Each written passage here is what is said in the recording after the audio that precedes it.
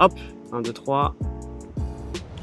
Philippe, ça fait plus de 30 ans que tu coaches et tu reçois souvent les mêmes questions. Comment je fais pour progresser? Comment je fais pour faire cette manœuvre? Comment je peux progresser très rapidement? Moi, j'en ai une pour toi et j'aimerais qu'on puisse la décortiquer et y répondre en 10 points. C'est comment régresser en surf. Qu'est-ce qu'il faut que je fasse si je veux régresser? Moi, j'ai beaucoup de personnes qui me disent « Oh putain, j'ai l'impression de reprendre de zéro, j'ai l'impression de régresser. J'ai l'impression de ne jamais avoir surfé de ma vie. J'ai l'impression de repartir de zéro. » Alors, en 10 points, Philippe, comment régresser en surf? J'aime bien la question.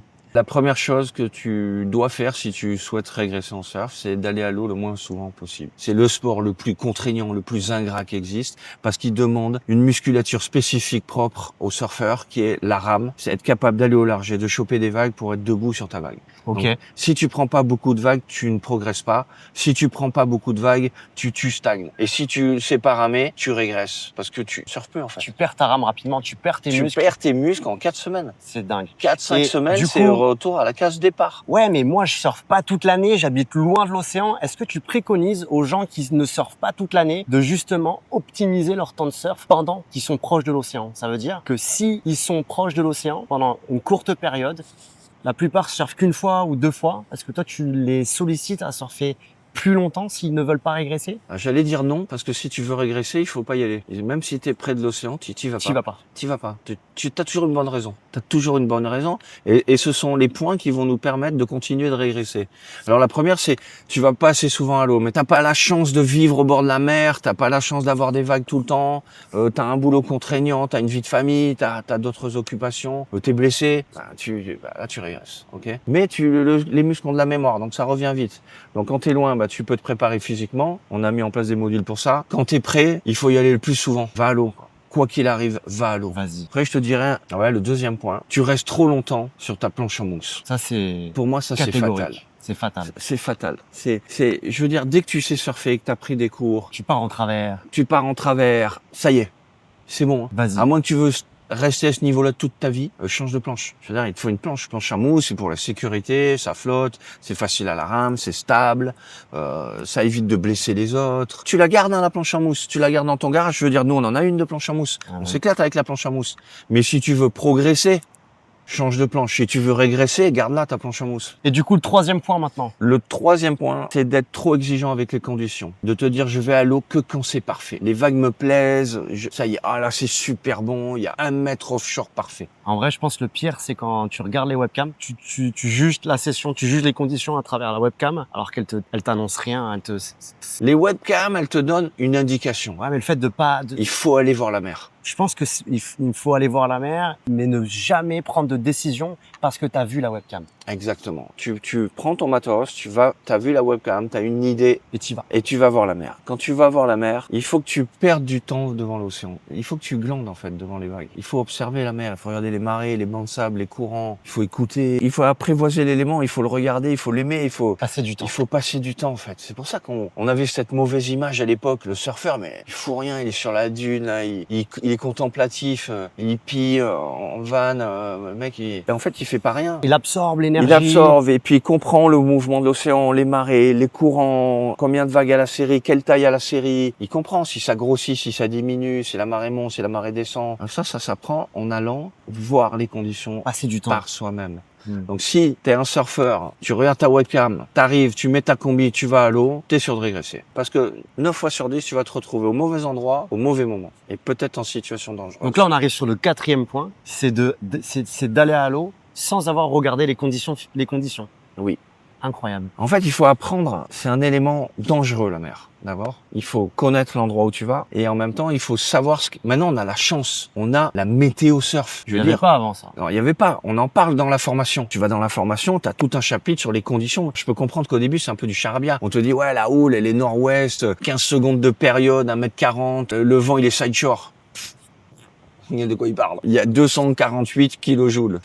Je sais pas de quoi il parle. Mais quand tu as compris en 2 secondes que la période c'est l'énergie, que cette énergie maintenant on la mesure, expérience est empirique, c'est-à-dire je vais voir, on m'avait dit 1 mètre, 10 secondes, vent de nord-ouest, ok le vent il est là, ça, c'est ça 1 mètre, d'accord, 10 secondes de période, d'accord, je surfe. Le lendemain 1 mètre 20, 14 secondes, machin, oula il y a le double, c'est ça que ça veut dire. Et peu à peu, tu mets toi-même des références. Je veux dire, ça, c'est des indicateurs. Mais Ce sont sans cette curiosité, parce que moi je connais des gens qui surfent depuis des années, ils ne savent toujours pas lire les conditions, qui regardent il y a du surf, qui demandent à des gens est-ce qu'il y a des vagues, est-ce que ça va être bien, et ils n'ont pas cette curiosité parce que justement au tout début c'était un petit peu le charabia, ils se sont dit oula, c'est quoi, je vais pas m'en occuper, je vais pas essayer d'aller comprendre en profondeur parce que je comprends pas dès le départ. Mais pour moi, tu vas régresser et tu ne vas pas progresser si tu ne sais pas lire un minimum les conditions de surf. C'est ça. C'est une base. Tu dois être curieux. Vous devez être curieux, apprendre, poser des questions, voir la différence entre ce que je vois sur le papier et la réalité. C'est notre milieu, donc il faut le connaître. C'est un environnement. Je veux dire, là, on est en France, c'est safe. On a juste à regarder les marées, les bancs de sable. Par exemple, aujourd'hui, on sait, il y a 1 mètre, 10 secondes de période, nord-ouest, pas trop de vent, marée qui monte à 13 heures. On sait tout. 90 de quoi? Il faut comprendre les coefficients. Il y a des petites marées, il y a des grandes marées. Alors avant, on avait appris ça parce que c'est calé avec la lune. Mais tout ça, c'est expliqué. Il faut comprendre les conditions de surf. Soyez curieux. Si tu veux pas régresser. 5e point, Philippe. C'est de être trop exigeant aussi avec l'environnement et de se dire, il y a trop de monde, j'y vais pas. Toujours vouloir surfer tout seul. Je veux dire, à un moment donné, il y a beaucoup de monde qui veut surfer maintenant. Il faut apprendre à faire sa place à l'eau et savoir que les jours où il y a trop de monde, tu prendras moins de vagues. Les jours où il y a pas de monde, t'as la chance avec tes copains, bah, tu vas te gaver, tu vas peut-être, ça y est, t'as fait ton hold-up, t'as découvert une petite vague secrète, t'es là au bon moment, à la bonne heure. Parce que c'est ça, être un surfeur. C'est avoir repéré que cette vague, elle marche à marée haute, qu'à 21h, il fait encore jour, il y aura peut-être plus personne. On va y aller. C'est ça, c'est ça. C'est comme ça, exactement. On a fait un hold-up, quoi. Voilà, exactement. Et il y avait personne à l'eau, alors qu'on est le 10 août. C'est la folie. Voilà, donc ça s'apprend. Si tu vas pas à l'eau parce qu'il y a trop de monde, tu régresses. Si tu vas pas au pic aussi. Alors, il y a plusieurs techniques. Si tu vas au pic et que tu fais figurant parce que t'as pas le niveau, ça sert à rien. Si les vagues sont trop belles, que c'est le jour de l'année, que c'est un spot un peu local, tu vas à l'eau, ça sert à rien. Les mecs, ils ont attendu ça toute l'année, ils habitent là, ils sont forts, ils prennent plus de vagues que toi, ils se placent mieux, ils se déplacent mieux, ils comprennent mieux, ils se connaissent. Entre eux, il y a une rotation, t'es pas pris dans la ronde. Ouais, va surfer à côté. Et si tu veux, t'as le droit de surfer avec eux. Il va falloir te faire apprivoiser, il va falloir du temps. Tu vas pas arriver de gaver. Dire, là, mais moi j'y vais, ça va te faire engueuler en fait. Tu vas casser le roulement, tu vas voler des vagues, il y a sûrement un grincheux qui va te tomber dessus. Culture surf. Culture surf. Trouve ta place à l'eau. Et le 6e point du coup, Philippe. Alors, c'est aller à l'eau sans avoir un plan. C'est-à-dire sans objectif. Je vais à l'eau. Je vais à l'eau. Je sais pas. Je sors de ma voiture. Je mets ma combi. Je vais tout droit. Il y a des gars là-bas. J'y vais. Là, tu surfes sans objectif, à l'aveugle. Le premier objectif, c'est où pètent les vagues? Pourquoi il y a du monde là-bas? Est-ce qu'il n'y a pas un endroit où je peux surfer? Il y a un peu moins de monde ou plus adapté à mon niveau? Comment j'atteins le large? Si je tombe, qu'est-ce qui se passe? Est-ce qu'il y a des rochers? Est-ce qu'il y a du courant? Est-ce qu'il y a une digue?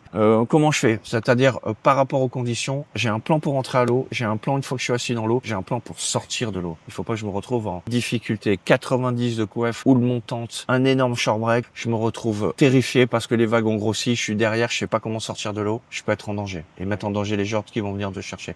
Donc il faut un objectif, il faut un plan. Après, si tu veux pas régresser, c'est bien d'avoir un objectif technique. Te dire aujourd'hui, tiens, les vagues sont petites, molles, ce sont des gauches, je suis droitier, je vais aller travailler mon surf backside et comme elles sont molles, je vais peut-être travailler mon cutback aujourd'hui. Et c'est mon objectif. Je glisse et tout, mais chaque fois que j'ai l'occasion, je me dis tiens, je suis focus, je me rappelle du YouTube sur le cutback, le YouTube secret et les bonus. Là, je vais essayer de mettre... L'objectif doit être rationnel par rapport aux vagues qu'il y a, quoi. Exactement, il est adapté. Moi, quand je fais un entraînement, je fais faire un surf d'échauffement. Je dis 20 minutes à l'eau, les gars, montrez-moi ce que vous faites aujourd'hui. Allez chauffer la wax, allez sentir l'énergie. Vous revenez, vous me dites, aujourd'hui, je suis capable de faire carve, snap.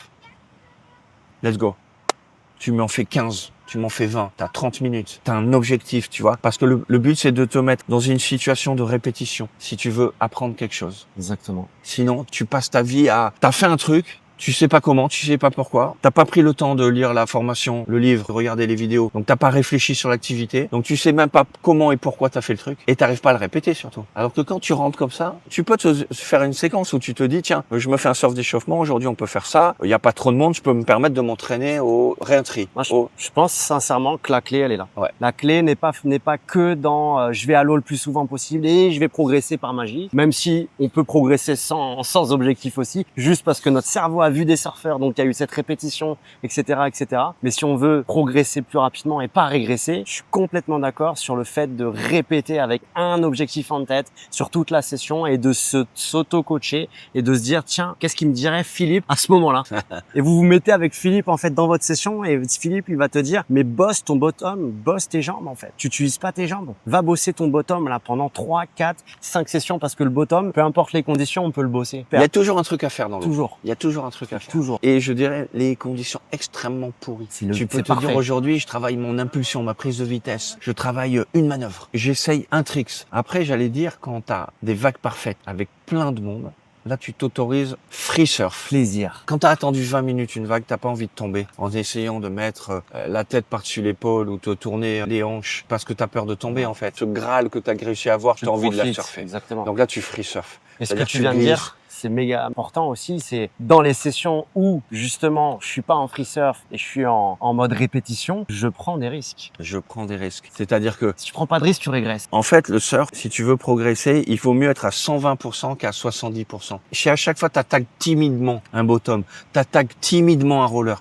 t'attaques timidement un cutback, tu ne progresses pas. Il vaut mieux attaquer trop et planter le rail. Parce voir les limites, en fait. Tu vas les tester la limite de ta bord, de ta flexion, de ton amplitude. On n'exagère jamais assez. Si tu vas chercher les limites de tes capacités, alors tu vas trouver des solutions. Si tu veux régresser, tu te Teste mets rien. jamais dans le rouge. Teste rien, reste comme Tu- t'es, touche à rien. Et c'est pas péjoratif. Tu peux être très heureux comme ça. Oui. Je veux dire, moi j'ai des potes, ils vont tout droit, ils jubilent. Il n'y a pas de règle. Ils s'éclatent. Ils s'en foutent de faire des manœuvres. Ils veulent juste glisser. Il y a des nanas qui m'ont dit, que j'ai rencontrées, qui m'ont dit, ah moi, je glisse. Génial. Et t'en as d'autres, c'est l'inverse. Elles sont à fond. À fond, trop. Et ça nous amène à un autre point. Allez, le 8e point, Philippe. Alors le 8e point, ça serait d'attaquer trop vite le surf avec une planche inadaptée.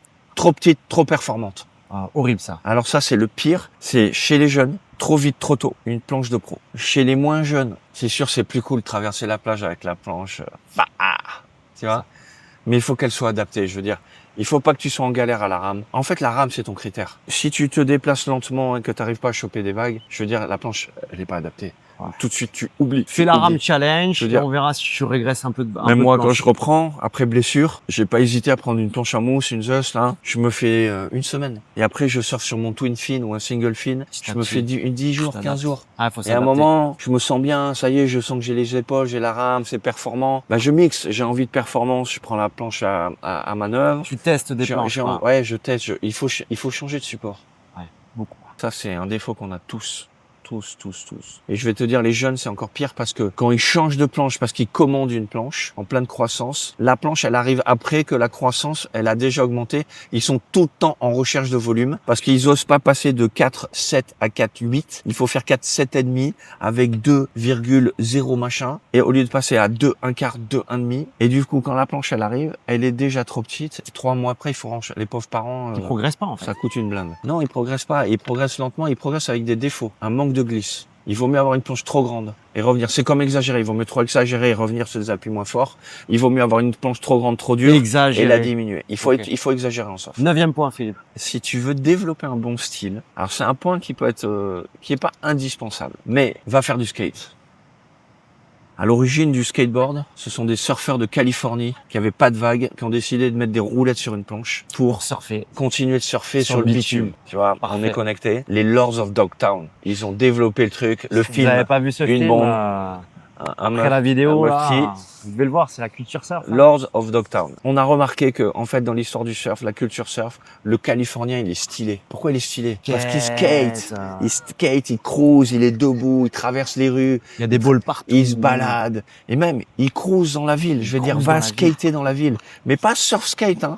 Du Skate. skateboard. Longboard skate ou un skate avec Il des a un trucks bon normales et tu pousses. Et en fait, tu es obligé de placer ton bassin. Tu es obligé tu peux pas être accroupi en position de survie quand tu peux te retrouver en surf. Cette aisance, cette décontraction que tu développes, si tu la retranscris sur ton surf, t'as gagné, mec. C'est un secret, là, ce que tu viens T'as de dire. gagné, t'as gagné.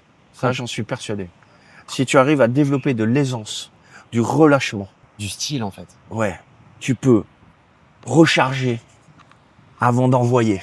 Sinon, t'es tout le temps crispé, tu bouges les orteils, t'agites les bras, mais ça bouge pas vraiment. Et tu stagnes, et à la fin, tu régresses. Je régresse. Donc il faut apprendre à te relâcher et le skate peut t'aider à ça. Achetez-vous un skate, quoi. Allez cruiser là-dessus. Ok, 10e point, Philippe. Si tu veux régresser en surf, stagner, surf tout le temps les mêmes vagues.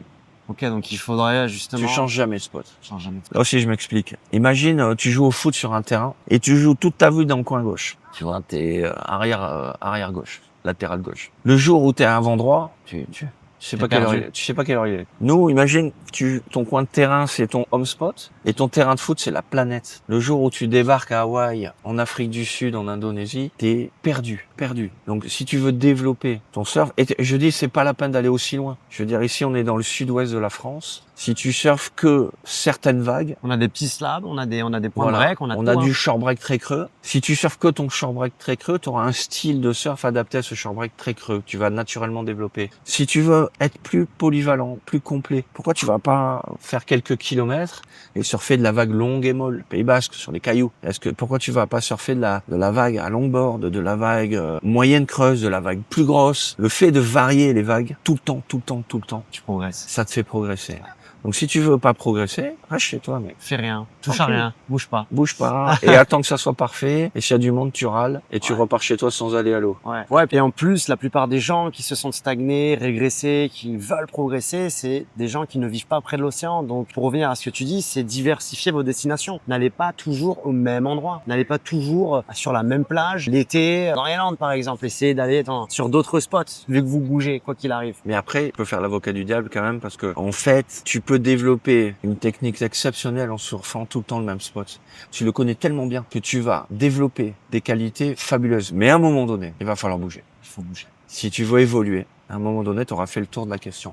Mais je me rappelle de Michel Bourrez qui me dit, alors j'ai oublié le nom de sa vague, mais il me dit, moi toute ma jeunesse, je surfais là. Et la vague, elle déroule sur 8 mètres. Il y a 8 mètres de surf. Allez, 10 mètres. C'est une petite droite qui se reforme à l'intérieur d'un lagon. Tu pars, bam, bam. Il a développé un surf exceptionnel sur cette vague. Sur 8 mètres. Il n'y a pas trop de règles. Tu vois? Ouais. Non, il serait resté là et ça serait le champion de cette vague. Michel, Sunset, il a gagné. Pipeline, il a gagné. Aliva, il a gagné. Margaret River, il a gagné. Brésil, dans les vagues qui ferment, il a gagné. On était ensemble. Il a développé un sacré surf. Tu vois ce que je veux dire? Ouais. Mais les bases, il les a appris devant chez lui, sur son petit spot. Donc, c'est pas non plus... Si vous êtes dans vos débuts, pas besoin non plus d'aller... Voilà, si t'es un petit jeune, t'habites comme Gatien qu'on a vu à Tahiti, il surfe à Papara, il développe une technique là-bas fabuleuse. Et après, il bouge. Il peut faire des airs, il peut faire des carves, il peut faire tout le répertoire. À un moment donné, t'es limité. C'est comme Lilien, tu vois, on parle culture surf, mais le Guadeloupéen, le Martiniquais, il y a des surfeurs exceptionnels français dans les îles, Tahiti, Réunion, Guadeloupe, Martinique, et toutes les petites autres îles, Saint-Barth, Saint-Martin, tout ça. Il y a plein d'îles, on peut pas toutes les nommer. Ils développent, ce sont des espèces de wave pool naturels, une technique fabuleuse. Mais après, s'ils bougent pas, ils sont les plus forts du monde sur cette vague. Moi, j'ai connu des mecs à Saint-Leu, à La Réunion. Le mec, je le voyais surfer, je me disais, il est meilleur que les gars du World Tour. Mais que sur cette vague. Et ouais, c'est ça. Quand il sortait de cette vague, il était un peu perdu. C'est là où tu vois les pros du World Tour qui ont C'est là que tu vois qu'ils sont très forts. C'est des couteaux suisses, ils sont bons partout, quoi. Ouais, voilà. Donc super. voilà, c'était un peu... Merci énormément, Philippe, d'avoir pu nous consacrer ce temps précieux pour nous donner autant d'infos, d'avoir ta vision aussi sur ça. Encore une fois, c'est notre vision, c'est celle de Philippe. Prenez ce qui résonne en vous. Dites-nous aussi en commentaire si vous avez d'autres infos pour régresser. On est curieux. Si ça vous a plu, si vous aimez bien ce format aussi en mode Beach Day avec Philippe, nous, c'est un grand plaisir de pouvoir parler de ces sujets-là ensemble. La marée est bonne. La marée est bonne. On va peut-être se mettre un surf. On va sûrement s'en mettre un parce que le surfeur surf. Et on vous souhaite à tous un bel été. Profitez des vagues. Prenez les tips. Faites-vous plaisir. Et on se revoit bientôt. Let's go.